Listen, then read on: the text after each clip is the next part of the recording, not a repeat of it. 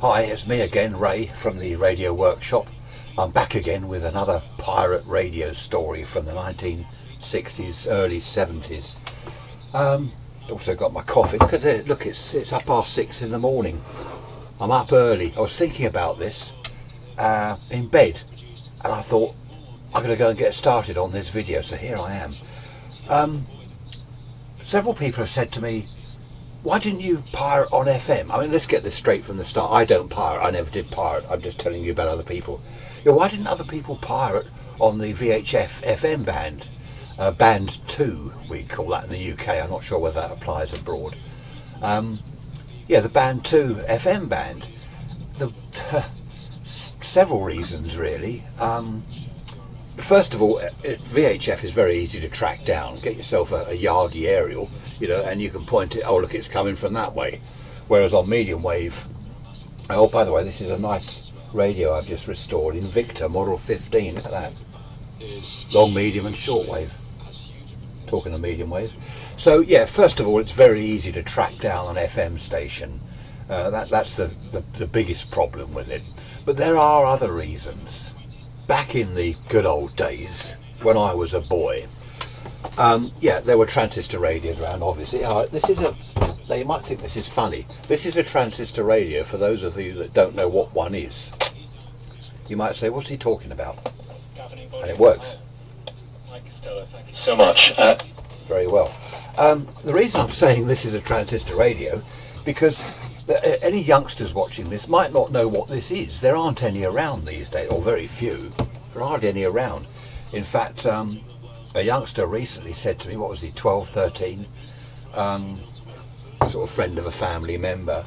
I was talking about transistor radios, and he said, what's that? Do you mean a DAB radio? I said, well, no, I mean an old-fashioned transistor radio. And he didn't know. So there we are. Let's turn this down. Look, it's shouting about football now. So what people used to do back in those days, they'd tune around medium wave to see if they could find any, decent music or whatever to listen to. Very few people tuned around the VHF band, FM. A lot of the radios, like this one, it's got FM. The thing is, in the 60s, the only thing on FM in the UK, in this country, was the BBC Home Service, the third programme, which was classical. What else was on there? And the light programme. That was it. You also, right in the middle of the FM band, would you believe, were police transmissions. They were on AM, but they were transmitting in the middle of the VHF FM band. And you could tune in, if you just sort of tune off slightly, you could hear the police. So, first of all, pirates didn't really want to transmit very close to the police. Secondly, no one tuned around FM. Housewives, for example, if they listened to the light programme, it would be on the light programme all the time. They wouldn't change it. They wouldn't go to radio, the Home Service or the third programme. So medium wave is where people tuned around. Okay, what would happen? Everyone in those days had a transistor radio in the kitchen. Teenage kids might have one in the bedroom, one each. There might be one in the lounge or dining room. There were, most houses, from what I recall anyway, would have at least 2 or 3 transistor radios. Okay, so the one in the kitchen, the housewife, I'm not sounding sexist, but that's the way it was in those days. She would have sort of the light programme on for light entertainment, Jimmy Young and all that. What's the recipe today, Jim, and all that. Do you remember that? If you do, you're old like me. Happy days. The father, the husband, he might have the Home Service tuned onto a radio in the dining room. So it wasn't so much that they tuned around so much, but the teenagers did. They come into the kitchen and they tune into, I don't know, whatever, some pirates, Radio Caroline, Radio London, and they tune around. So the radios were sort of tuned around. And you come across pirate stations. And another thing about medium wave, I remember our local paper, it used to put things in about pirate stations. And I remember once it said, this Sunday 11 o'clock on whatever it was, 192 metres or whatever, there's a pirate station called XYZ coming on the air. And of course everyone tuned in, 11 o'clock, here we go, look, and there it was. So the local paper, I don't know what their sort of stance was on it, but there were a lot of references to pirate radio stations, local ones, and they sort of almost advertised they did advertise the fact. So that's why we did. There were people that did try FM. I remember one chap, he built a beautiful transmitter, FM stereo transmitter, and he tried it out and it worked really well. But he did, he went on a few Sundays. He didn't get any listeners. There was no feedback from anyone. So that was that. So where do you put your medium wave transmitter where it's not going to get found? Before I told you about the pram, the girl with the pram. Do you remember that video? The chap in the boat, the little rowing boat off the coast here, south coast of the UK. But, the pram was good. In fact, I've got another recollection of the transmitter in the pram. I'll tell you that later, or in another video. Okay, the woods. The woods were a good place because you didn't get kind of a lot of people around, and if the GPO guys had tracked it down to the woods, you'd hear them coming. They're tramping through the woods, twigs cracking underfoot and all that. All the skullduggery going on in the bushes with us lot. I mean, not me, that lot, the pirates. So the plan was to dig a hole. So what they did was dig a hole in the ground, a good size hole like that.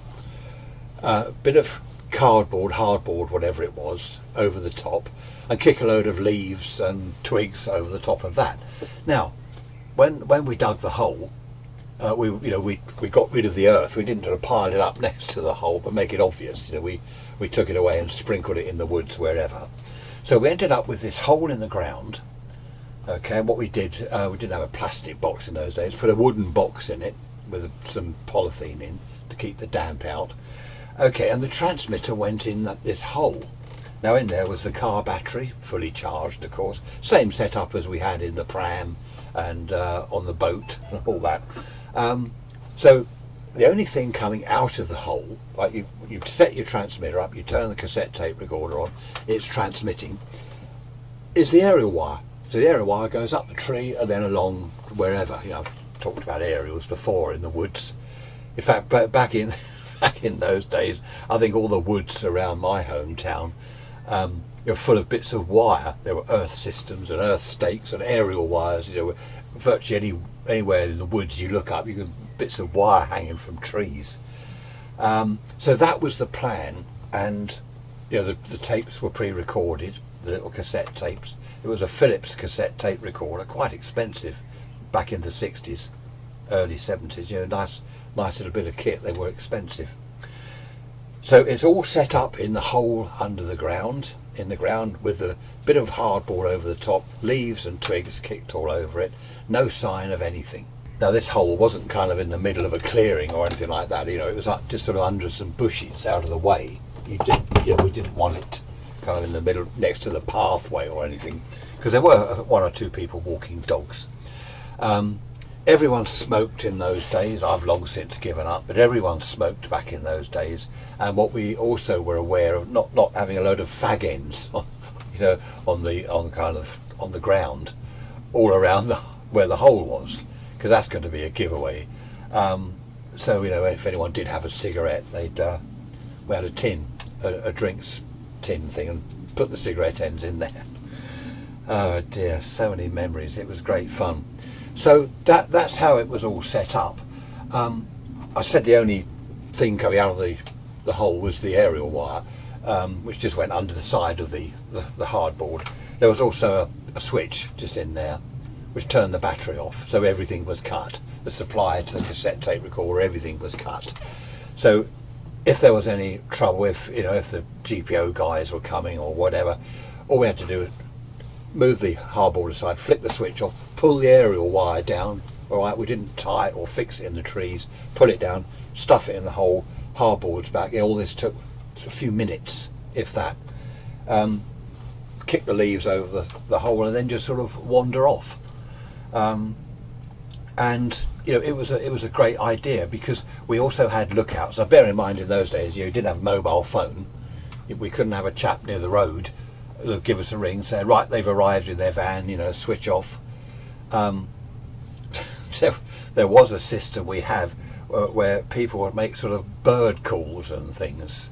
I can't do that, but you'd hear sort of or dogs or whatever. It sounded more like a dog than a bird call, but that was the sign that the GPO had arrived in their van.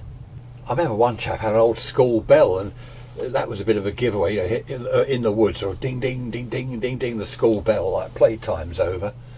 I suppose that would have been appropriate. Playtime was over, turn the transmitter off. Yeah, I've just made another coffee. I remember one GPO bloke said to me, he said, what you're doing is all perfectly, well, not me, what the others are doing is all perfectly harmless and not causing interference. I mean, our transmitter was, what, 10 or 15 watts. We didn't go much more than that because the whole thing was run from a car battery and a transistor inverter for HT. You know, you couldn't have a high power transmitter, not with a car battery. You'd need more than that. You'd need a generator. Yeah, he said it's perfectly harmless, you're not causing interference. He said, but the only thing is, it's illegal. He said, that's where I come in. Yeah, which it was illegal, I know that. So yes, so that was the setup. The transmitter, what was it, 2 or 3 Sundays, it was fine, no one turned up. This was usually the case.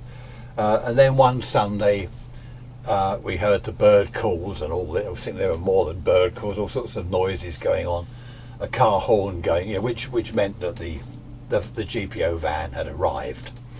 So main switch off, aerial down from the tree under the bit of hardboard, put it over the hole properly, cover it all up, make sure nothing's left there, and we wandered off. I forget how many of us there were. None of us had a dog. Someone said it would be good to have a dog because that would look innocent. I mean, we couldn't have looked innocent anyway. You know, we were sort of long-haired hippies, and you don't look innocent, do you? Anyway, and we're walking through back to where the cars were parked on this sort of lane on the road, and there's this couple of GPO blokes walking towards us. They got a transistor radio with them. They got their DF gear in the van, but they knew it had gone off the air. But they sort of come in into the woods and have a look, and they're sort of walking towards us. They know who, you know, they recognise us. We recognise them, and we're sort of walking past them, saying, "Morning, nice day for a walk."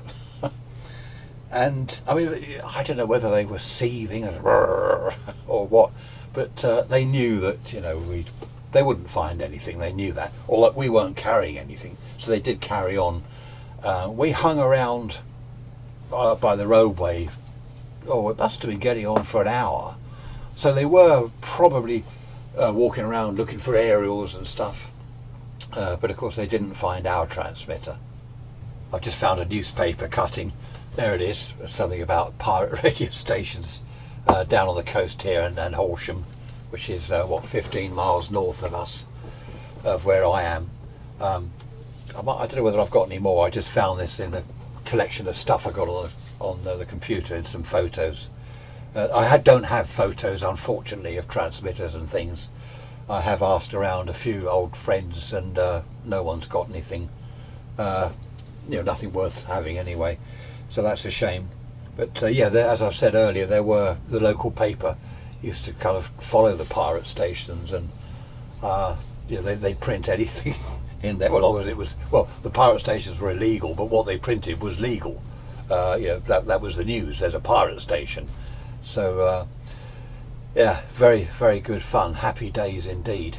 If you look at the bottom paragraph again of that newspaper cutting, what was it? The one's transmitted from a moving car, and the other from a houseboat in Shoreham Harbour.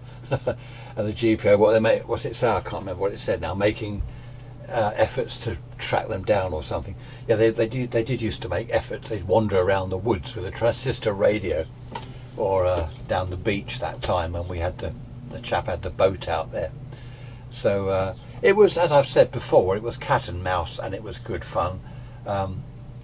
There one friend of mine went to court. I forget, he was fined £30, I think.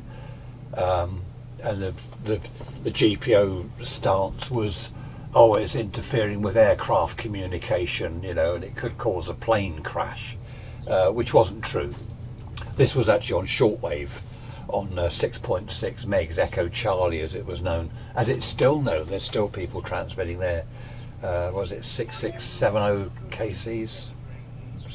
Yeah, 6.67 megs. Single sideband these days, of course, but that's still going strong. So yeah, I mean, you did get people that were caught and taken to court, but it's only a minimal fine. The worst thing was the equipment was confiscated. Just going back to the video I made about the transmitter and the pram, with the covers over it like a baby and the girl pushing the pram in the park. We actually tried that transmitter at night after the pub closed. It must have been about midnight. And we got some, because the propagation at night on medium wave is very good. Your signals go up off the ionosphere and down. And we had reports from Scotland and various other places in the park at midnight with a pram and a transmitter in it. Goodness me, that was quite a funny one. I won't do that in this video though, because it'll get too long and you'll all be dozing off because you're bored. So I shall save that one for another video. Anyway, thanks for watching, and I shall see you all again in the near future, no doubt. Bye bye for now.